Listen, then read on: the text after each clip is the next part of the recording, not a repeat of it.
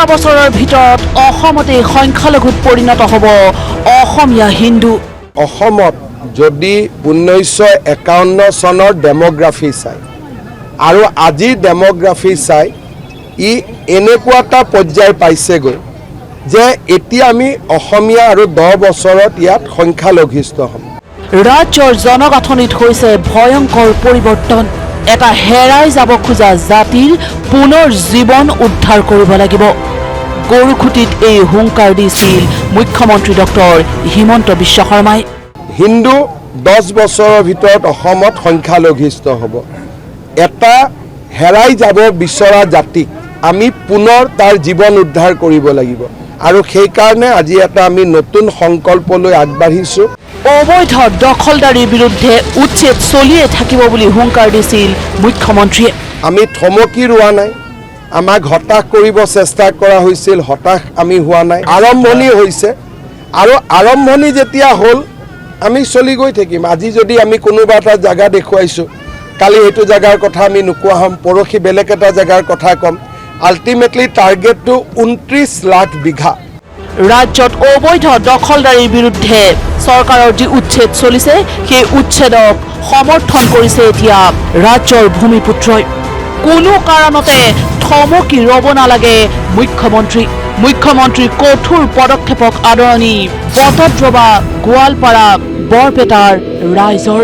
খিলঞ্জীয়া ৰাইজৰ স্পষ্ট কথা, পূৰ্বে অসমীয়াৰ হৈ যুঁজ দিয়া কোনো মুখ্যমন্ত্ৰীক তেওঁলোকে দেখা নাছিল, কিন্তু ডক্টৰ হিমন্ত বিশ্ব শৰ্মাই অসম আৰু অসমীয়াৰ হৈ যুঁজ দিছে।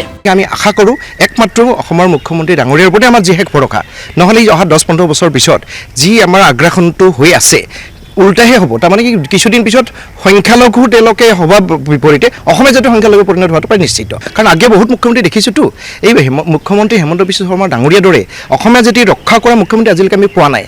এইকেইটা দিন যিটো দেখিছোঁ অসমৰ মুখ্যমন্ত্ৰী ডাঙৰীয়াই যিটো পদক্ষেপ লৈছে এইটো এটা উল্লেখনীয় পদক্ষেপ, কাৰণ কোনেও এইটো কৰিবলৈ এতিয়ালৈকে সাহস কৰা নাছিলে। বিশেষকৈ আমাৰ যিখিনি ইণ্ডিজিনিয়াছ পিপুলখিনিক ৰক্ষা কৰাৰ কাৰণে তেওঁ যিখিনি জাতি মাতি ভেটিৰ কথা চিন্তা কৰি পেলাই সামগ্ৰিকভাৱে যিখিনি কাম কৰি আছে সেইখিনি আমি সদায় বিশ্বাসী আৰু গোটেই অসমবাসীয়ে বিশ্বস্ত।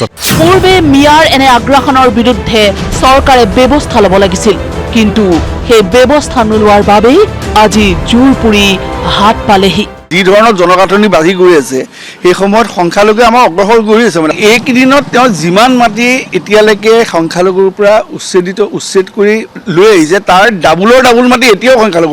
যোৱা 20-25 বছৰ যি জনগাঁথনিৰ বিপুলভাৱে পৰিৱৰ্তন হৈছে, তাৰ কাৰণে আমাৰ যি খিলঞ্জীয়া অসমীয়া বা খিলঞ্জীয়া ভূমিপুত্ৰসকলৰ প্ৰতি এটা ভাবুকিৰ সৃষ্টি কৰিছে। মুখ্যমন্ত্ৰী ডক্টৰ হিমন্ত বিশ্ব শৰ্মাৰ নেতৃত্বত ৰাজ্য চৰকাৰে গ্ৰহণ কৰা পদক্ষেপক মুকলি মনেৰে আদৰি লৈছে ৰাজ্যৰ খিলঞ্জীয়া অসমীয়াই।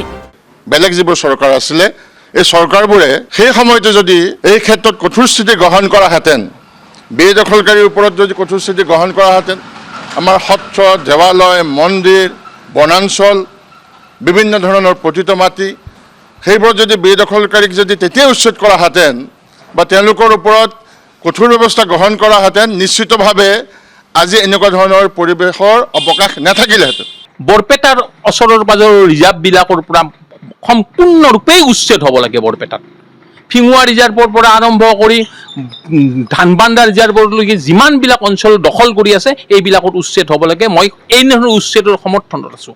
সকলোৱে এটা কথা উপলব্ধি কৰিছে, যদিহে অবৈধ দখলদাৰীৰ বিৰুদ্ধে এই কঠোৰৰ পৰা কঠোৰতম পদক্ষেপ চৰকাৰে গ্ৰহণ নকৰে, তেনেহ'লে আগন্তুক 10-15 বছৰত অসমত সংখ্যালঘু হ'ব Asomiya. Bureau' report, news live.